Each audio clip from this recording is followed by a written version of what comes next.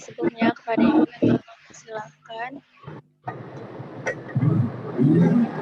Para teman-teman diharapkan hidupkan kameranya agar presentasi kita mulai.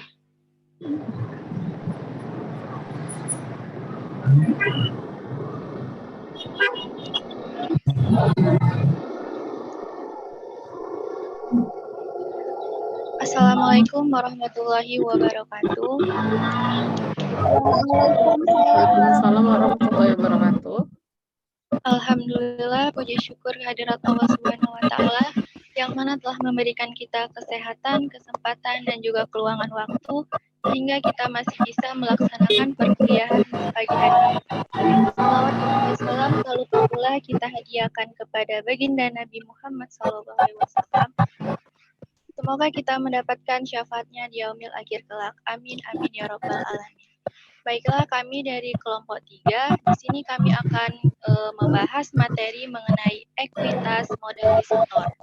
Di mana di sini saya bersama rekan saya, yaitu ada Ara Yustika Boruginting, ada Fadila Khairunisa, ada Indri Apriani, Intan Fitri Harahap, dan juga Riza Umami.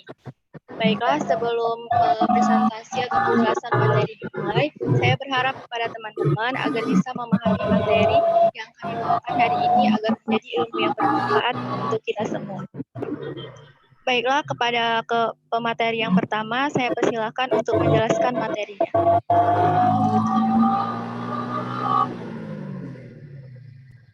Baiklah, saya akan menjelaskan organisasi perusahaan.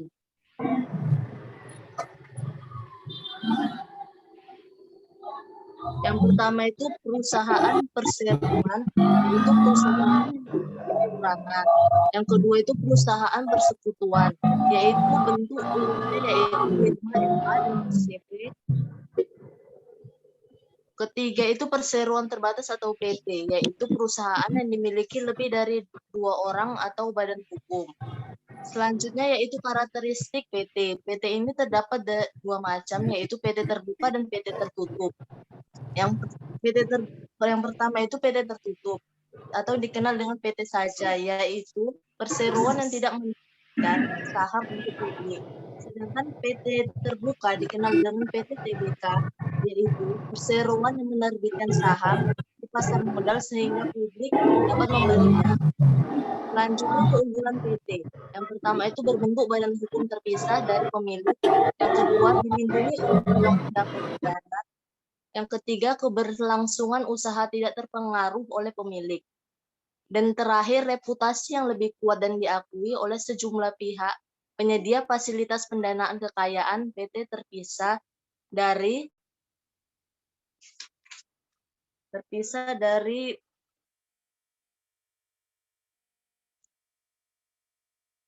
next.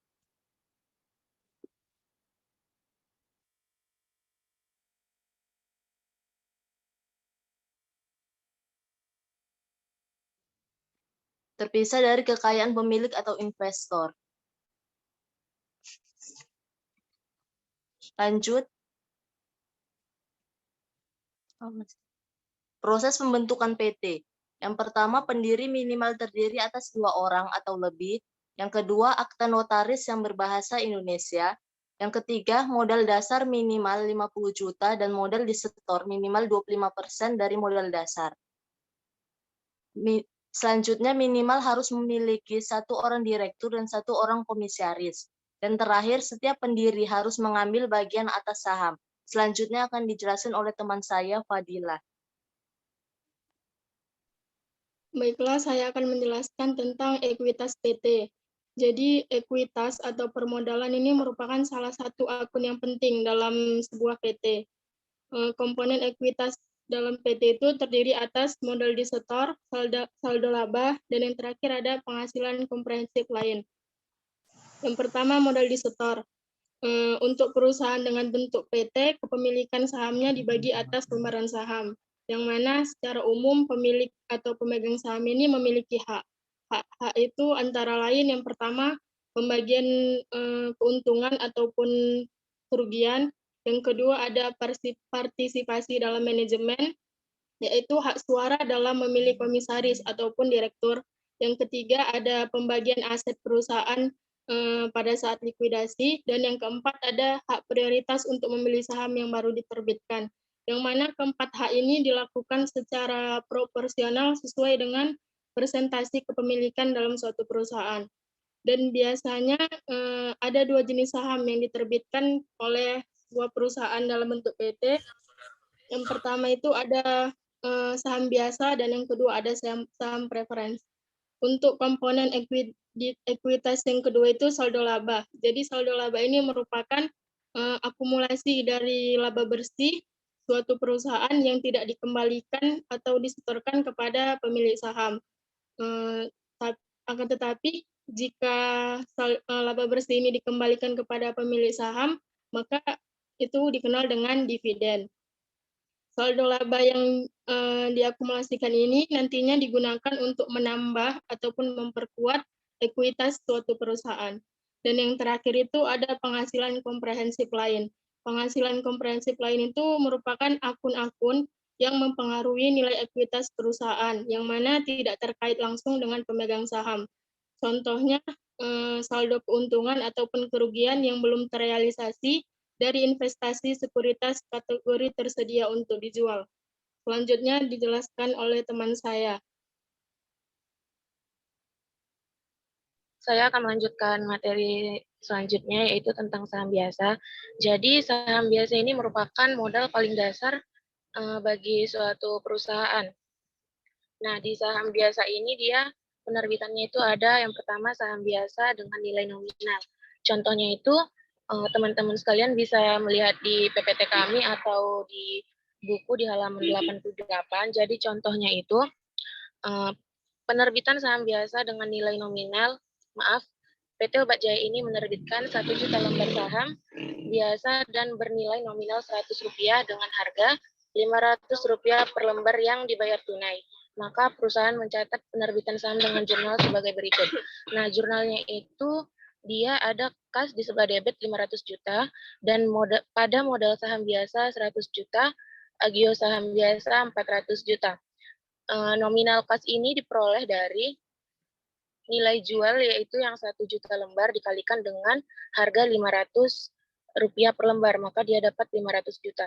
Nah, untuk modal saham biasa ini itu didapat dari nilai nominalnya itu kan 1 juta dikalikan dengan Rp100, maka dia dapat 100 juta. Nah, untuk agio saham biasa ini didapat dari nilai jual dikurangi dengan nilai nominal atau selisih dari 500 juta dikurangi dengan 100 juta tersebut. Maka dia dapat 400 juta. Next, okay.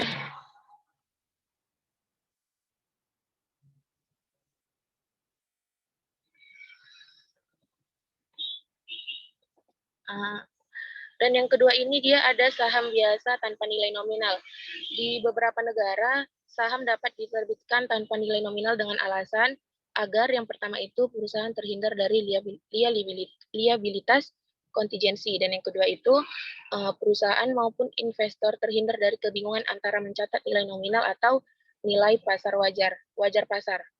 Untuk penerbitan tanpa nilai nominal, rekening modal saham akan dikredit sebesar uang yang diterima atau kas tersebut. Nah, untuk contohnya itu teman-teman bisa melihat di halaman 89. Saya akan membacakannya. PT Obat Jaya pada contoh 13.1 yang menerbitkan 1 juta lembar saham, namun tanpa nilai nominal. Harga penerbitan saham Rp500 per lembar dibayar dengan tunai oleh sejumlah investor yang membelinya. Perusahaan mencatat penerbitan saham tersebut dengan jurnal sebagai berikut. Jurnalnya itu kas pada modal saham biasa. Kenapa di sini dia nggak pakai agio saham biasa? Karena di sini pembahasannya kan saham biasa tanpa nilai nominal.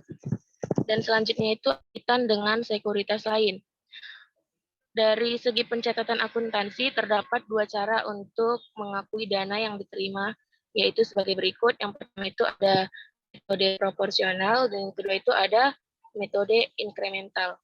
Nah, metode inkremental ini digunakan jika nilai pasar wajar semua kelompok sekuritas tidak dapat ditentukan.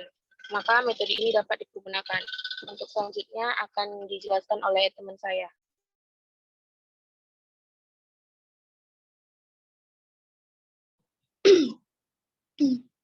Yang selanjutnya itu penerbitan secara non-tunai.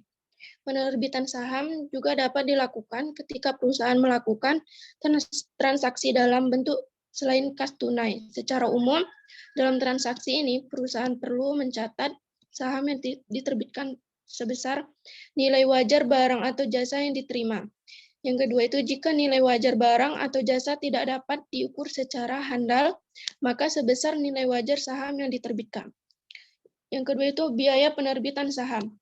Berdasarkan ketentuan PSAK 21, akuntansi ekuitas biaya yang dikeluarkan selama proses penerbitan saham dikategorikan sebagai biaya langsung, dikurangkan langsung dari penerimaan uang yang diperoleh melalui penerbitan saham tersebut. Apabila pengeluaran tersebut dikeluarkan secara terpisah, maka dicatat sebagai pengurang terhadap agio saham yang diterbitkan. Selanjutnya akan dijelaskan dengan teman saya.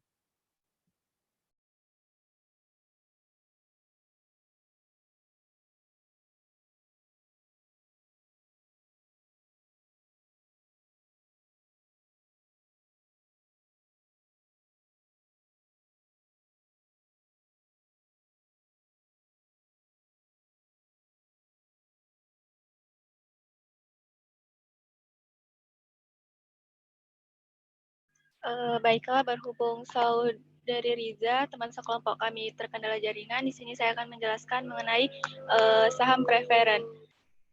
Dalam saham preferensi itu memiliki beberapa karakteristik. Yang pertama itu preferensi saat pembagian dividen. Yang kedua ada preferensi saat pembagian aset. Dapat dikonferensikan, lalu dapat ditarik kembali sebagai eksekusi hak opsi bagi perusahaan, tidak memiliki hak surat, sifat dividen dapat kumulatif, yang artinya dividen ini yang tidak dibagikan dapat diakumulasikan ke periode berikutnya. Selanjutnya itu karakteristiknya ada partisipatif, yaitu kemungkinan mendapatkan dividen tambahan setelah mengalokasikan dividen untuk memegang saham biasa. Yang terakhir itu saham preferen dapat dijual kepada pihak perusahaan yang menerbitkan saham. Next.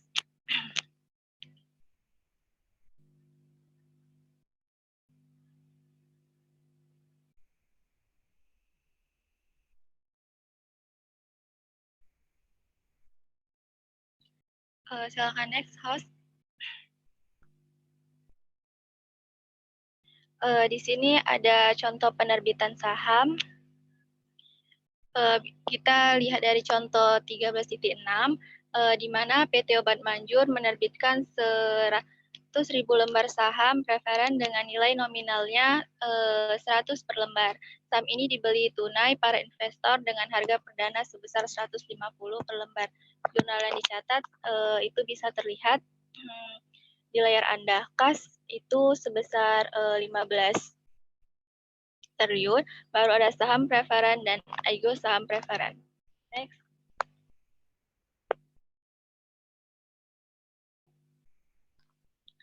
Selanjutnya di sini saya akan menjelaskan bagaimana penyajian dan juga pengungkapan dalam ekuitas modal disetor. Jadi di slide selanjutnya nanti ada contoh bagaimana laporan keuangan pada ekuitas modal disetor. Next. Nah, ini adalah contoh laporan keuangan yang ada pada ekuitas modal disetor, yaitu menggunakan laporan posisi keuangan konsolidasian. Seperti inilah penyajian dan laporan keuangannya. Next. Next. Baru di sini saya akan menjelaskan sedikit bagaimana dalam menganalisis laporan keuangan. Dalam menganalisis laporan keuangan itu biasanya ekuitas dan umumnya digunakan dalam menganalisis laporan keuangan itu yang pertama dalam pengembalian atas ekuitas atau return on equity. Dengan rumus itu laba bersih dikurang dengan dividen preferennya, lalu dibagi dengan rata-rata jumlah saham biasa yang beredar.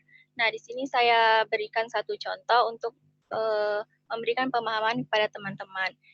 Seperti inilah cara atau rumusnya dalam menganalisis laporan keuangan.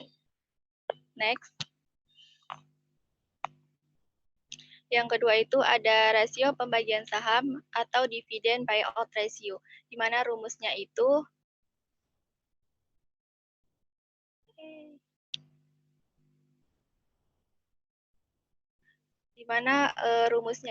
ada dividen tunai dibagi dengan laba bersih dikurang dengan dividen preference. Di sini saya terapkan satu contoh.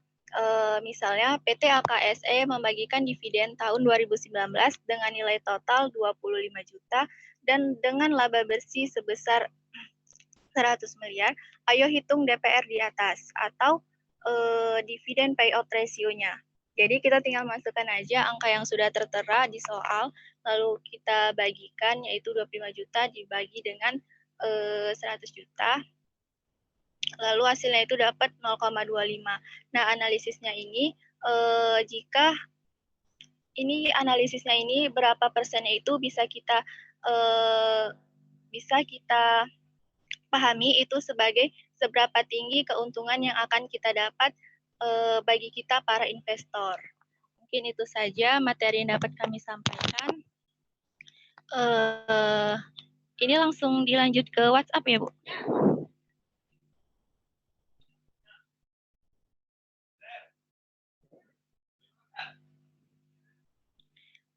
Oke, baiklah.